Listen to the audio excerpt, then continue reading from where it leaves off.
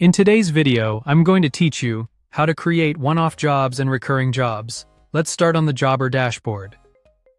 Head over to the Jobs tab and choose New Job. Give your job a clear title so it's easy to recognize later. Something like duct cleaning works well. Next, select the client this job is for. If they're not in your system yet, you can add them now. Keeping client details accurate will save you time when scheduling and invoicing. Assign a salesperson so ownership is clear and communication stays streamlined. For this first example, set the job type to one-off. This is perfect for a single visit or a job that won't repeat. Choose the scheduled visit date.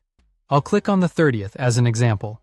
Set your start time and end time to define the work window so your team and the client know exactly when to expect service. Now pick the product or service you're delivering. This keeps your scope and pricing consistent. Enter the correct billing amount, then click Save Job. That's it. You've created a one-off job. Before we move on, here's a quick explanation of recurring jobs in Jobber. Recurring jobs are designed for ongoing work that repeats on a schedule, weekly, monthly, or on a custom cadence. They generate visits automatically so you don't have to rebuild the job every time, and they can be billed per visit or on a recurring basis. Think maintenance plans, regular cleanings, or seasonal services. Now let's set up a recurring job. Go back to the Jobs tab and click New Job. Enter a clear title again, select or create the client, and assign the salesperson.